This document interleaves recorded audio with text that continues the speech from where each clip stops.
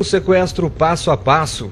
Depois de deixar a namorada em casa e pegar sua moto, Osiel de Oliveira retornava para casa na rua Jatobá, no bairro Primavera. As imagens de uma câmera de vigilância mostram uma motocicleta com 2 ocupantes. Osiel vinha logo atrás. Antes de entrar em casa, houve a abordagem. A namorada de Osiel ligou para o rapaz e teria ouvido quando alguém ordenou que ele desligasse o telefone. Ela então ligou para a mãe de Osiel.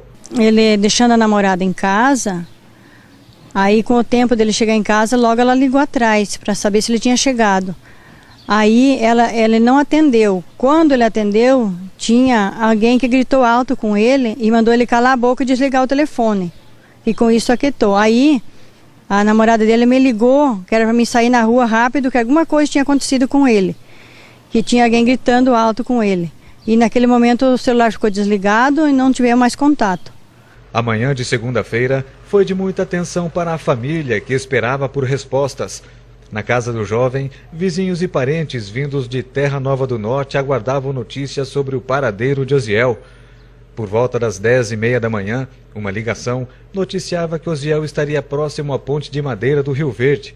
Polícia e parentes foram ao local. Foi quando Osiel foi ao banco, acompanhado de um dos sequestradores.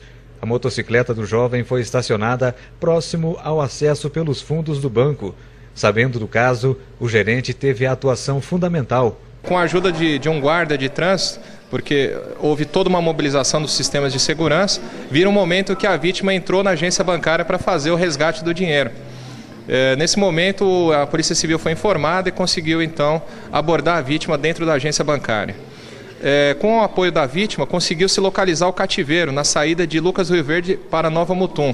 É uma mata ciliar à beira de uma plantação. Foi feito um cativeiro caprichado ali, sinal que há pelo menos alguns dias os bandidos planejavam essa ação criminosa, e a vítima conseguiu nos levar até o local e também apresenta lesões compatíveis com seu relato, que dá total credibilidade à sua palavra.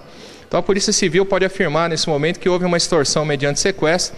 Ela foi felizmente frustrada, a vítima está a salvo, está bem, está prestando declarações, esclarecimentos, será encaminhado ao exame de corpo de delito e a Polícia Civil agora trabalha para identificar os autores. Às 12h40, Osiel chegou à delegacia de Polícia Civil, visivelmente emocionado, acompanhado de policiais e um irmão. À polícia, Osiel revelou os momentos de terror vividos no cativeiro. Acompanhados pela Polícia Militar, nós estivemos no local, em uma área de reserva próxima à cidade.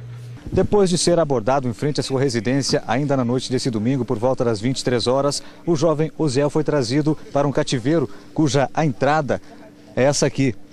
Um caminho bastante estreito e a cerca de 50 metros dessa entrada, ele permaneceu durante toda a noite amarrado em uma árvore. Para a polícia, há fortes indícios de que quem abordou Osiel conhecia bem a rotina do rapaz. A maneira como tudo aconteceu e o cuidado que tiveram durante as horas de cativeiro levam à possibilidade de que poderia até mesmo haver um grau de amizade entre vítima e sequestradores. Segundo o local do cativeiro, as características do cativeiro, existia uma preocupação dos bandidos em não fazer a vítima padecer mais do que o necessário. Eles tiveram todo um cuidado de forrar o local, colocar o cativeiro sobre a certa altura do solo para que as formigas e insetos não judiassem muito da vítima. Fizeram uma forragem de papelão, um colchão, amarraram a vítima e trocavam as pulseiras constantemente para que a vítima não sofresse mais do que o necessário. Eles conheciam a enfermidade da vítima e não queriam, por esse cuidado todo, que a vítima padecesse mais do que o necessário. Em nenhum momento bateram na vítima, enfim.